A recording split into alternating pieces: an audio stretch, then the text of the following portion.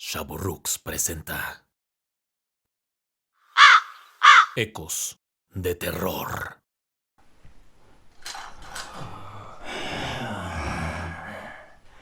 Bienvenidos sean todos los vivos y los muertos que se encuentran aquí con nosotros. Conforme se aproxima el fin de año, comienzan a deambular más almas perdidas. Y como verán, tengo muchísimo trabajo por hacer. Esta noche les hemos recopilado una serie de relatos que esperamos sean de su agrado, si se atreven a escucharlos. Recuerden que cada uno de ellos es una puerta que conecta nuestras diferentes realidades. En fin, la noche se avecina y comienza mi...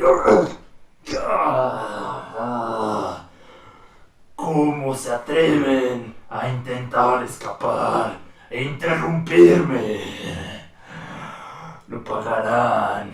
Si tanto quieren salir, los mandaré directo al olvido.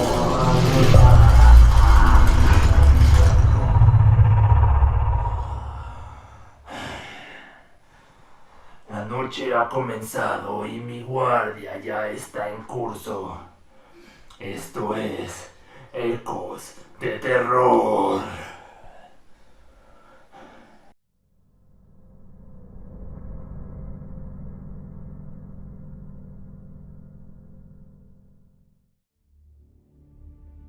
Como es costumbre, una vez llegado el mes de diciembre, las empresas comienzan a organizar sus festejos de fin de año, para reunir a sus empleados y colaboradores y así generar sinergia y convivencia. La compañía en la que yo laboro desde hace más de 10 años tiende a elegir salones de fiesta de hoteles de renombre, particularmente uno que es muy conocido por su cercanía a la Embajada de Estados Unidos en la Ciudad de México y con una vista envidiable del Ángel de la Independencia. En diciembre de 2021, después de casi 2 años de encierro, se logró tener una fiesta navideña para los empleados, cuidando todavía muchos protocolos como la solicitud de pruebas negativas de COVID y certificados de vacunación. La realidad es que había una enorme expectativa, pues la mayoría de nosotros ya no nos habíamos visto en persona por espacio de más de un año, y vaya, creo que todo el mundo estaba ávido de salir y festejar en esas fechas. No fui la excepción, y por supuesto confirmé mi asistencia al evento. Lo que sí fue poco habitual en mí es que llegué temprano. Por tradición, me gustaba llegar ya empezado el evento, cuando estaba ya el ambiente, como yo decía. Pero no en esta ocasión, pues quería saborear cada minuto, por así decirlo. En estos eventos, al menos en México, suelen hacer rifas o sorteos de regalos para los empleados. Llegó el momento de la primera de estas, y fue un año más en el que no me gané nada. Luego sirvieron algunos bocadillos que harían las veces de la cena y comenzó a sonar la música y a llenarse la pista de baile. Yo pasaba tiempo con mis compañeros de área, mientras bebíamos y platicábamos. Siendo sinceros, gran parte de esta plática eran críticas y bromas a costa de otros. Vivoreo, como decimos en México. La naturaleza hizo su llamado y tuve que salir a hacer uso de las instalaciones. Ir al sanitario, pues. En mi camino de regreso, pude ver a la distancia a una niña pequeña, de no más de 9 años, que me miraba fijamente hacia donde yo estaba. Me dispuse a caminar hacia ella, pero alguien me gritó y yo volteé para ver quién era. Me hacían la señal de que volviera. Cuando miré de regreso a la niña, ya no estaba. Supuse que había corrido hacia otro lado, a esconderse. No me parecía sensato que una niña estuviera en la zona de salones de fiesta, pero al ser un hotel, imaginé que podría tratarse de una huésped que se estaba quedando ahí con sus padres o algo así. De cualquier modo, regresé a lo mío y a la fiesta. La celebración continuó. Vino el discurso del dueño de la empresa, agradeciéndonos por todo nuestro esfuerzo y dando un mensaje de buenos deseos para el fin de año. Eso sí, siempre reforzando que todos estamos en el mismo barco.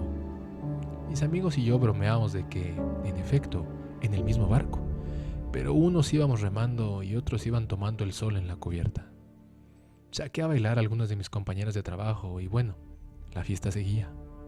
Uno de mis amigos quería fumar un cigarrillo y salimos a la recepción del hotel para que pudiera hacerlo. De camino, podría jurar haber visto a la niña, pero ahora del otro lado de una de las ventanas, en una terraza cuya puerta estaba cerrada, pero al tener cristales podía verse al interior. Le dije a mis compañeros, pero para cuando se asomaron, no se veía nada. Volvimos al salón a lo que sería la recta final de la fiesta. Seguimos conversando, bailando y bebiendo. Poco a poco la gente fue yéndose. Hacia las 3 de la mañana, que era el momento en el que debíamos ya haber abandonado el lugar, solo quedábamos un par de mis amigos y yo, y otras cuantas personas, ya en la parte más decadente del festejo, cuando la mayoría está con un nivel de alcoholización que raya entre lo gracioso y lo vergonzoso.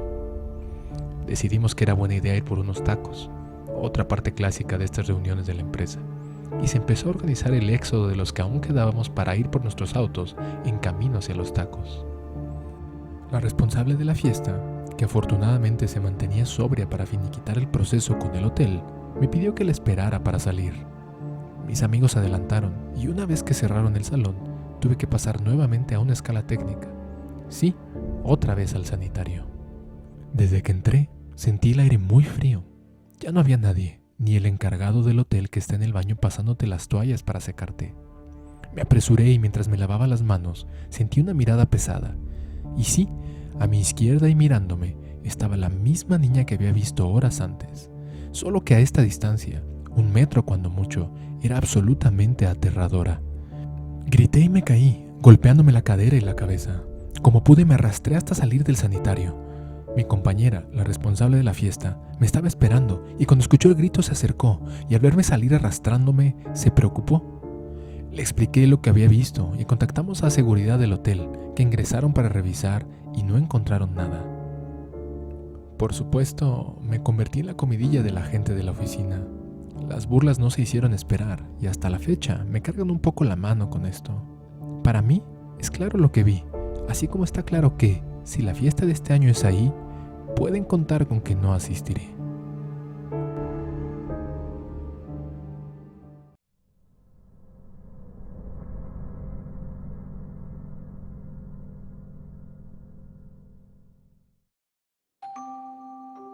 En el año de 1996, yo vivía en el área de Chimalhuacán, en el Estado de México. Puede parecer mucho tiempo, o quizás no. Lo que en definitiva les puedo asegurar es que entonces el paisaje era muy, pero muy diferente. En esas épocas, por lo menos donde yo vivía, el número de viviendas era aún reducido, e incluso había una importante cantidad de parcelas con maizales y otros cultivos, que le daba una esencia de lejanía al rumbo con respecto a la gran ciudad, que en todo sentido está realmente cerca. Los apagones y problemas con servicios de electricidad y agua eran frecuentes, y muchas de las calles no estaban pavimentadas, ni había aceras en varias de estas. Conmigo estaba mi pequeña hija Brenda, que tan solo tenía 1 añito, y su papá. Nuestra casa era pequeña y humilde, pero la ilusión de ir iniciando una familia y la energía de mi juventud me ayudaban a tener una sensación de que era nuestro hogar, y me sentía bien al respecto.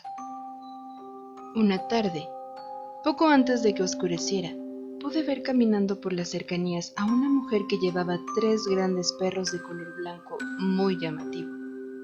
La mujer, una anciana, los tenía con correa, y por la apariencia y tamaño de los perros me generó un poco de estrés que anduviera por ahí. Esto más por ella que por otra cosa. Me inquietaba la idea de que no los pudiera controlar y la tiraran, pues de verdad se veían imponentes. No sé de qué raza eran, pero en mi mente pienso que eran como pitbull o boxer o algo que se les parezca.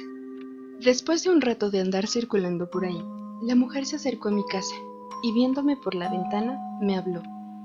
Su apariencia era agradable, como la de una viejecilla buena, de tez muy blanca. Podría decir que casi igual al tono de sus perros. Y a pesar de su edad, mostraba un rostro que se notaba fue guapa en su juventud. Sus ojos de un azul intenso hacían muy difícil desviarle la mirada. Empezó por saludarme y pedirme un poco de agua. Le serví un vaso, salí y se lo llevé hasta donde estaba. No se había movido del lugar desde donde me hablaba, que era justo antes de lo que sería el límite de mi entonces casa. Me devolvió el vaso y me metí.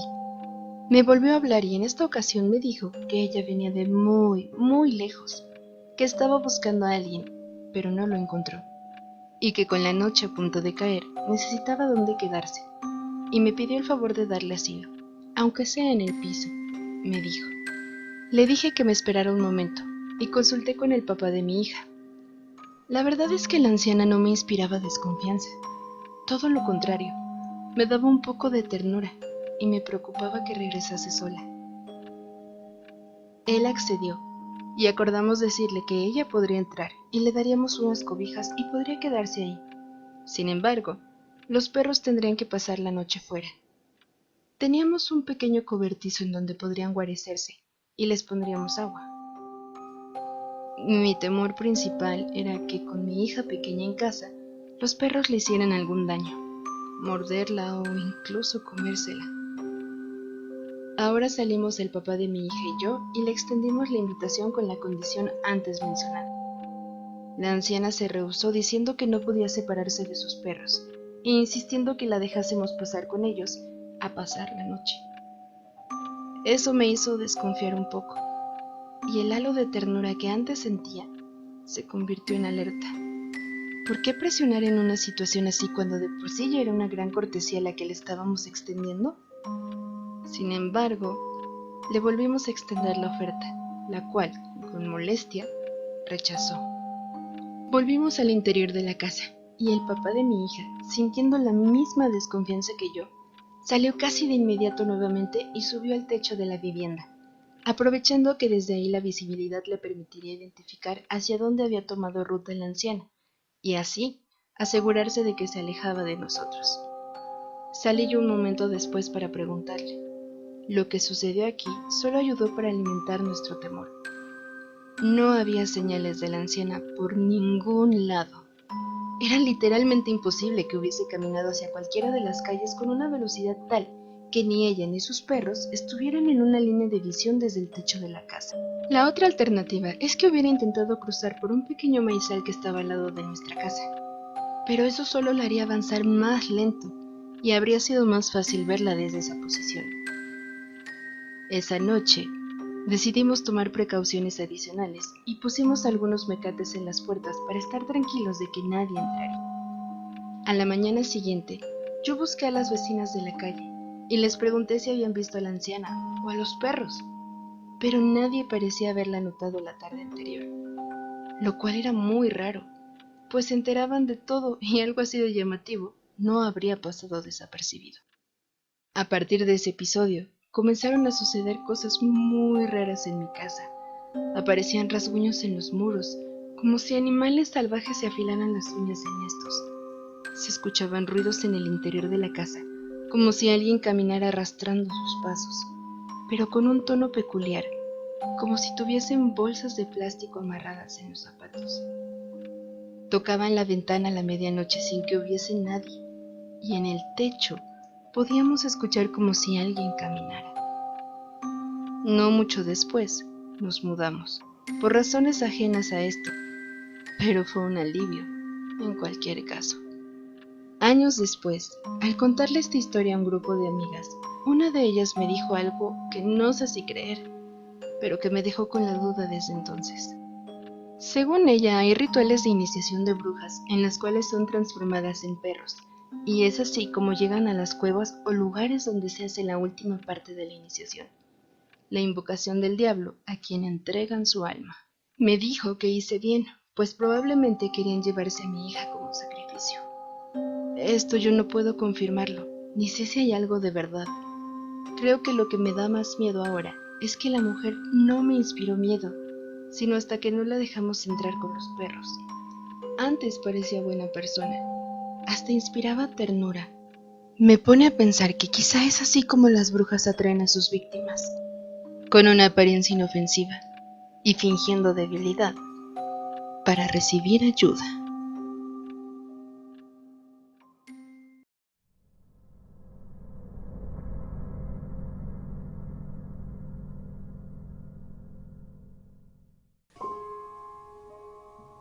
La noche del sismo del 19 de septiembre de 2017, yo manejaba mi taxi. En ese entonces, yo trabajaba el turno nocturno y por consecuencia pasaba la tarde durmiendo para estar a tono con mi horario laboral. Si bien tenía claro que había temblado y que era algo serio, En ese justo momento no tenía idea de la magnitud de las cosas, por lo que salí a trabajar, esperando una noche lenta. De cualquier modo, no me podía dar el lujo de no hacerlo. Mi trabajo no me permite ahorrarme una noche. Siempre hay cuentas por pagar. Conforme fui recorriendo la ciudad, me di cuenta de que estaba más tranquila de lo usual, reflejo de que la gente estaba ahora en sus casas. Escuchaba por la radio que las colonias más afectadas eran aquellas cercanas a la Roma y también en Portales. Más por curiosidad que por pensar que iba a levantar pasaje, conduje hacia Roma Condesa, esperando quizá ver algo de lo sucedido y con tantita suerte quizá agarrar pasaje. Por fortuna, así sucedió. Un joven me hizo la parada. Era un clásico godín, ya saben, empleado de oficina, bien vestido, con traje y de aspecto prolijo. Me dijo que iba hacia la calle Presidentes en la colonia Portales, cerca del Parque de los Venados. Eso me ayudó con mi curiosidad. Yo tenía el morbo de ver qué pasaba por las zonas afectadas y me vino como anillo al dedo. Pero confieso que en ese momento yo sentía una especie de necesidad de ayudar al joven. Sin motivo alguno, habíamos cruzado un par de palabras cuando mucho. Llámenlo empatía si quieren. En camino hacia el destino de mi pasajero, fuimos platicando del sismo. Él me decía que allí en el edificio donde trabajaba se había sentido muy fuerte y que varios de sus compañeros se habían asustado muchísimo. Yo le decía que me agarró dormido el temblor y que no tenía claro qué tan grave estuvo la cosa, sino hasta que salí a trabajar. Me atreví a decirle que justo por ahí por su casa, o lo que yo creía que era su casa, se tenían reportes de afectaciones serias. El joven cambió su expresión a una de preocupación y comenzó a palpar las bolsas de su saco y de su pantalón. No encuentro mi teléfono. Creo que lo perdí en todo este ajetreo, me dijo mientras seguía buscando entre sus bolsillos. Me dijo que estaba preocupado por su mamá y que si no era mucha molestia, que le prestara mi teléfono para llamarle. Accedí sin problema y el joven le llamó a su mamá, pero esta no contestaba o la llamada no conectaba. Todos sabemos que ese día las comunicaciones estuvieron fatales. Después de varios intentos, logró llamar y que entrara al buzón de la señora. El joven me pregunta cuál es mi número y le dejó un recado a su mamá. Mamá, ¿dónde estás? Yo estoy bien, pero perdí mi teléfono. Ya voy para allá, márcame este número si puedes. Luego me regresó mi teléfono y seguimos conversando unos minutos. A medida que nos acercamos a la zona de Portales, el tráfico aumentó por tantas calles cerradas y pudimos apreciar varios edificios colapsados. Recuerdo con mucho dolor el edificio de la calle Petén. El joven y yo vimos a la distancia la tolvanera que se hacía por todos los escombros que levantaba un número gigante de voluntarios que estaban tratando de ayudar y sacar posibles víctimas de ahí. Yo me puse nervioso, sobre todo porque el joven ya no podía ocultar su angustia. Con justa razón, pues no podía comunicarse con su mamá. De pronto sonó mi teléfono. Era un número desconocido. Tomé la llamada y dentro de mí deseaba que fuera la mamá de mi pasaje, diciéndole que todo estaba bien. La llamada no se escuchaba bien, se oía distorsionada. ¡Hijo! ¡Hijo! Recuerdo que sentí un alivio y volteé con una sonrisa a darle el teléfono al muchacho. «Mire, joven, es su mamá». Pero para mi sorpresa, no había nadie en el auto. Me quedé paralizado. Solo el claxon de los vehículos que me presionaban para avanzar me hizo reaccionar parcialmente. Me tuve que orillar para procesar lo que me pasaba en ese momento. No tuve ni un respiro cuando el teléfono vuelve a sonar. Era el mismo número. Esta vez la llamada no se escuchaba distorsionada.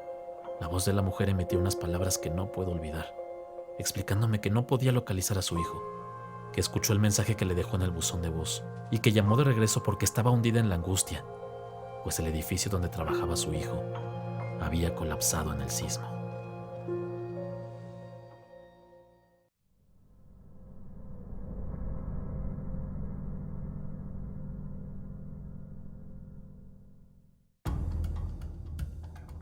Hace poco tuve que pasar por algo que aún me roba el sueño por las noches.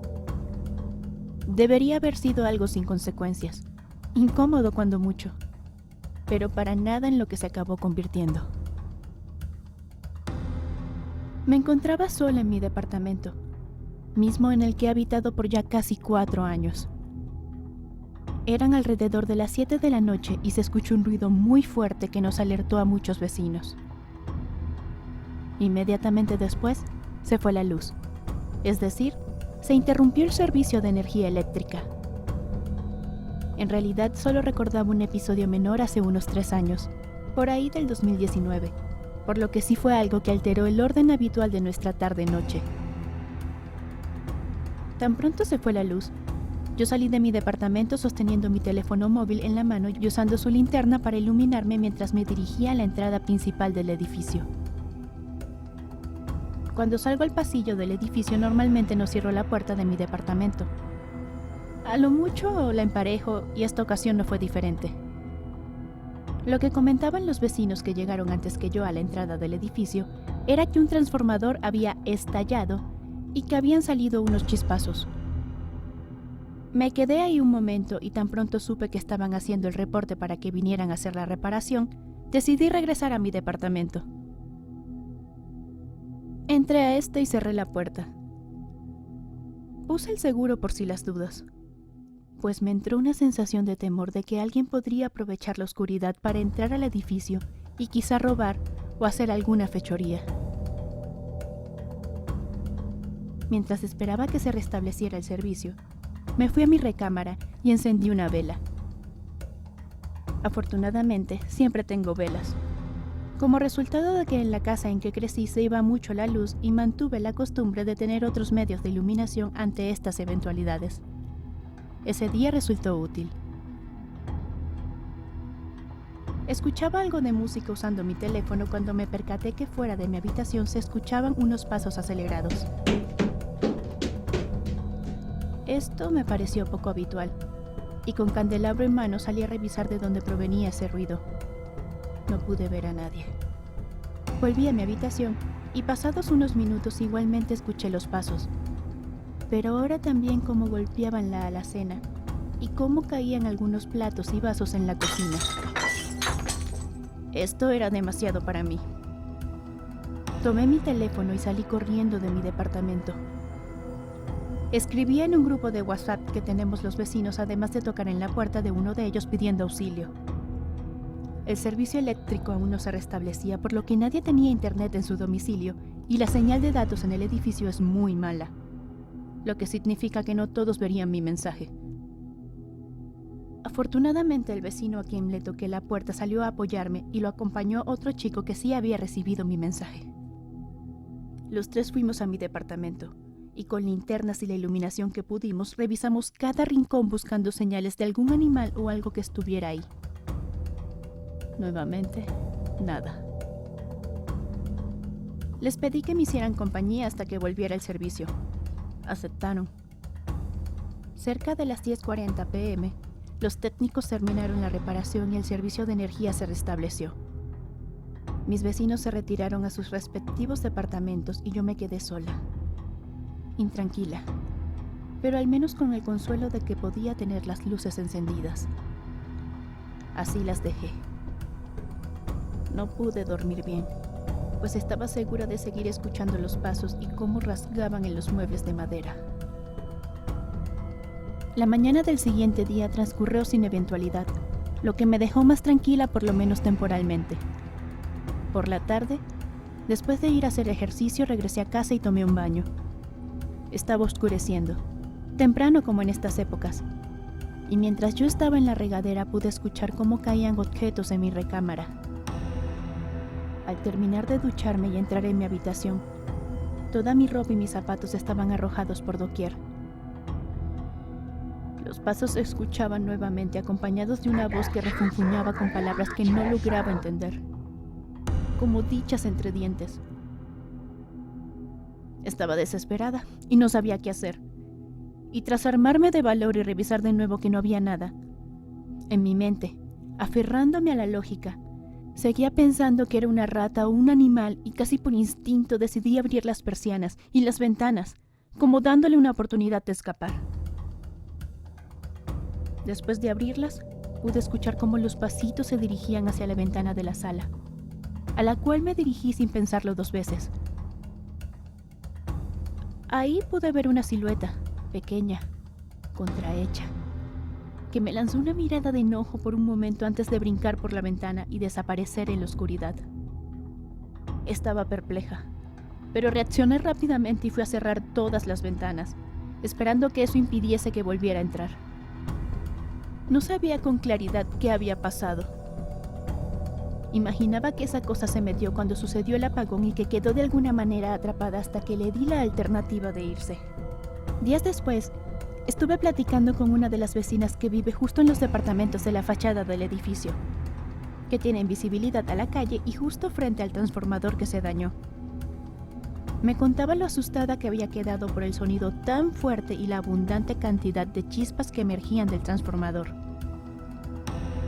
También me dijo que ella estaba hablando por teléfono y mirando hacia la calle antes de que se averiara, y que podría jurar que vio la silueta de algo que parecía un niño rondar por los árboles cercanos al poste de luz.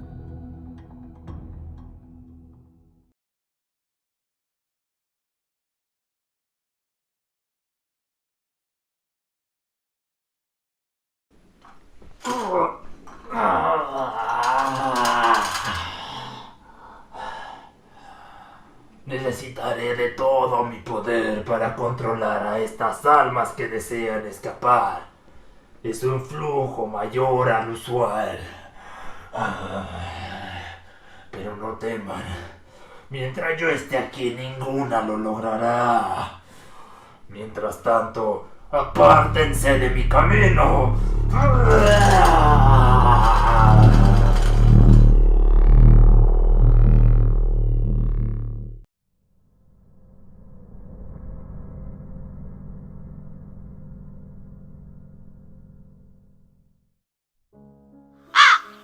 Ecos de terror.